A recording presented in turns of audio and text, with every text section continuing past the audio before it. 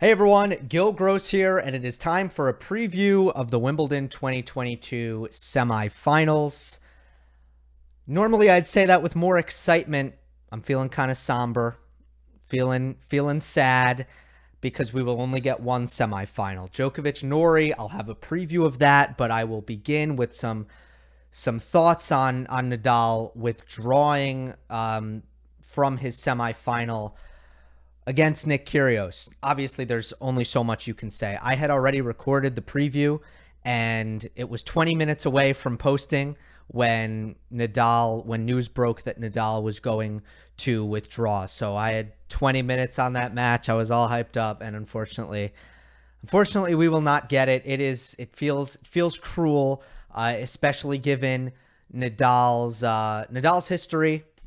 You know, this is not uncommon for him. This has happened to him a lot more than it has happened to Federer and Djokovic in comparison.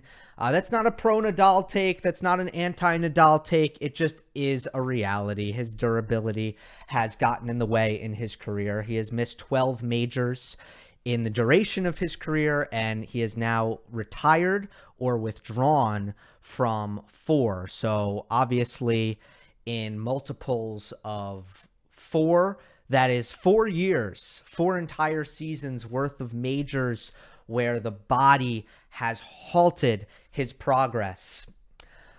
Ultimately,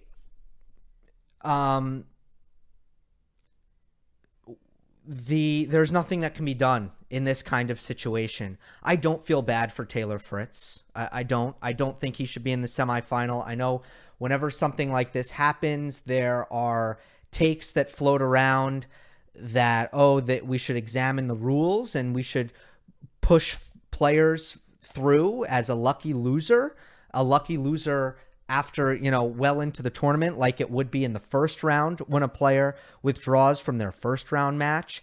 And I mean, I just couldn't disagree more with that. Taylor Fritz lost in the quarters, so I just can't understand why we should put him through to the semis just so that we can have a match. Look, individual sports, this is a hazard. Sometimes you lose the match, you lose the event. In team sports, it's not an issue. One player goes down with an injury, we play on. And in individual sports, we can't have that. And it is a hazard of individual sports, but it needs to be accepted. Nothing can be done. There is no reason why Taylor Fritz should have a chance to win Wimbledon in 2022. He lost, period. And there is no reason why Nadal should have retired from his match against Taylor Fritz. In that moment, his focus was advancing to the semis. That was his focus. That was his goal. That should have been his goal. There is no moral obligation to try to existentially evaluate your chances of going through and saying, is my injury going to get better? Am I going to be able to play the next match? No. In reality, here is what happened. Rafa had an MRI. It revealed a tear. And he was on the courts and felt it and felt like he couldn't serve. You cannot blame a player from giving 100%, trying their very hardest in that moment to give the crowd, to give the event, and to give yourself every chance that you can possibly muster to attempt to move forward in the event. So what do I think should be done about this kind of situation in the future? Absolutely nothing. It is what it is. It absolutely sucks, but nothing can be done. Let's take a quick break, and on the other side, I will preview Novak Djokovic versus Cam Norrie. Friends, I'm excited to say that this preview is brought to you by DraftKings. Some of the biggest tennis matches of the year are right on the horizon at Wimbledon, men's and women's semifinals, of course, the finals to follow. And as if that is not exciting enough, I have a great offer for all of you tennis bettors out there.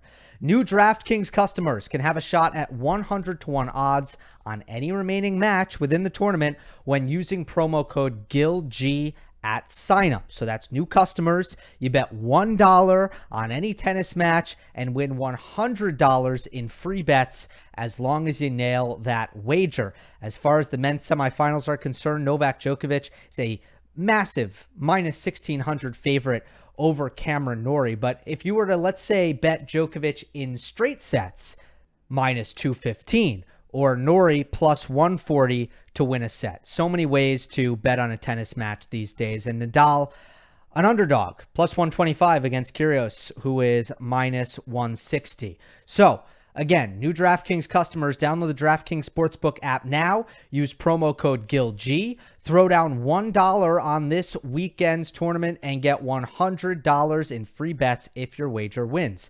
That's code GILG all week long at DraftKings Sportsbook.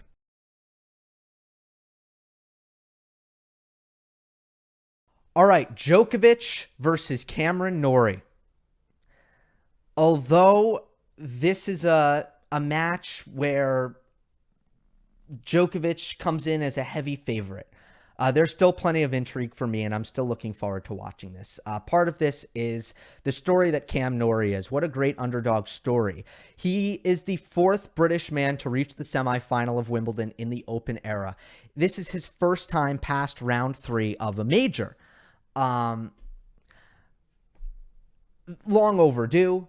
He is a really good player. He is an Indian Wells champion. And it's great that not only has he conquered the demons of passing round 3 in a major, but he has parlayed that into this brilliant semifinal run. He's beaten Pablo Andujar, Jaume Munar, Steve Johnson, Tommy Paul, and David Goffin. Highest rank in there is Tommy Paul, 32 in the world. Although, Goffin's probably the best player he faced, and it was a brutal, thrilling 5-setter against Goffin after looking very convincing, very straightforward against Johnson and Paul. Djokovic, on the other hand, look, he's looked very sharp, very sharp. Sun Wukong, that was a flat performance, but he didn't need to be very good. Then he really locked in, crushed Kokkinakis, Kecmanovic, dropped a set against Van Rijthoven, but really laid down the hammer in the latter 2 sets. And then against Jannik Sinner, he goes down 2 sets to love, and then he's very impressive. He's razor sharp and never comes close to losing the 3rd, 4th, or the 5th sets. The head-to-head is 1-0 Djokovic. They met in Turin last year at the year-end championships, and Novak won 6-2, 6-1. Let's talk about Djokovic's paths to victory. First of all, Novak is generally fantastic against lefties because he protects his backhand so well. And it's not uncommon for Cam Norrie to get a lot of purchase from keeping the ball on the righty backhand and just grinding right-handers down because, if they're not able to do damage with their backhands and kind of working the point from there. With Djokovic's backhand, it's really not an option to go to that wing and expect to not be under pressure just by virtue of getting it to the righty backhand. So for that reason, Djokovic is pretty tough on a player like Cam Norrie, just X's and O's wise. This is also very important on the return of serve, where most lefties get a lot of purchase out of attacking righty backhands. You don't get that luxury against Djokovic, who can really hurt you with his backhand return and is excellent when stretched out wide, especially when it's not a kick serve.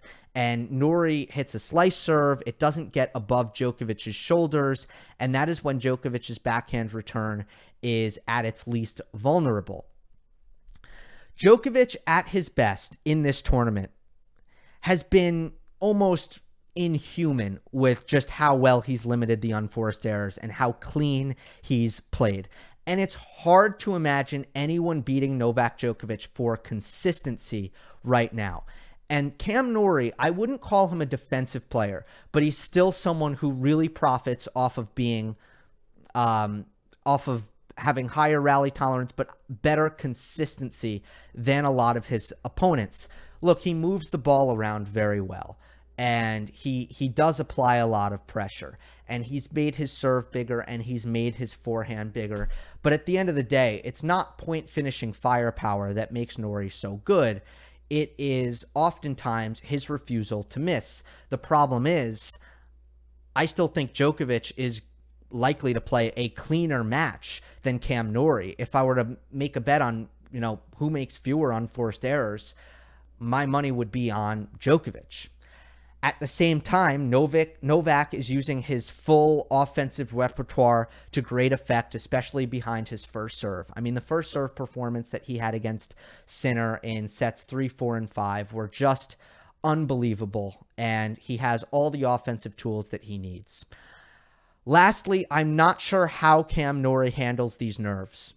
Maybe he'll relax because he's such a big underdog. Maybe he won't. He had to overcome the nerves against Goffin. It was not easy. He was not playing at his best for large periods of that match because he was nervous.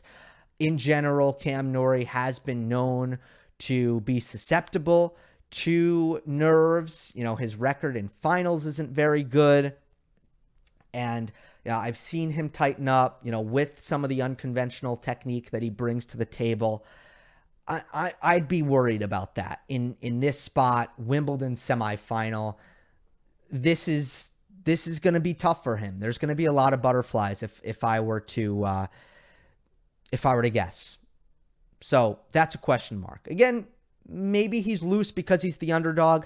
My money would be on he's tight because this is such a big occasion and he's never been here before. Okay, how Norrie wins. Here's the advantages that I see for Norrie.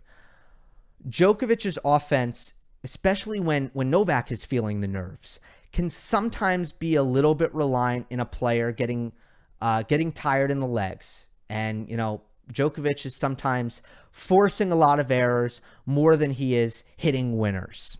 And in terms of just wearing down a player's legs, which Djokovic is so good at, this is one thing that he can't rely on against Norrie. It's not going to happen. Even though Cam is coming off of a 5-set match, he's never going to get tired of running. He just doesn't. He doesn't get tired. So Djokovic will be forced likely to find finishes in this match. Now, maybe he can find errors. That's a potential. But in all likelihood, Norrie is never going to really run out of rally tolerance against Novak. And that will make things hard on Djokovic. He will need to find finishes. And, normally that's no problem for Djokovic, but we have seen some Wimbledon performances in the past, or I will say we have seen some performances in the past where Djokovic is very nervous, where the potency of his offense actually goes away. Then he needs to lean on his consistency and his superior physicality. And in this match, he really needs to make sure that his offense is there because he can't rely on those things against Norrie. He must rely on his superior firepower and racket talent. In some of Djokovic's most vulnerable moments in the past couple seasons, I should add, it has been his cardio that has seemed to undo his shot tolerance. In my opinion, Norrie needs to try to figure out a way to turn this match into an all-out grind. He needs to work the lungs and drag out rallies. Let's see if he can do that. But if he can do that, again, Norrie will be up to the task physically. Djokovic can sometimes get frustrated when a crowd is against him. Of course, the crowd will be against him. And usually what we'll see from Novak is he'll pull back. He'll play with less emotion, less fire. And, usually he's always able to play okay. But does Novak play at his best when the crowd is against him and he's annoyed about it? No, I really don't think so. I think it's a big myth. I think just because it happened in the 2019 Wimbledon final where he played a great match, even though the crowd was against him, there is some sort of idea that goes around that Djokovic is better when the crowd is against him. But if you look at the larger sample size and if you've watched him for years and years and years, I just don't think that's the case. So that's the last thing I will say about Norrie's paths to victory. My pick is Djokovic in 3. I think Novak will be prepared for the crowd. There will be no expectation that the crowd is going to really give him any support as he's playing a British man. And when it comes to intangibles, I'm much more worried about Norrie just being nervous. Djokovic possesses way too much offensive firepower to allow this match to get as physical as Cameron Norrie needs it to get. Enjoy these semifinals, everybody. I will have coverage afterwards. Hope you enjoyed. Don't forget to subscribe. I'll see you next time.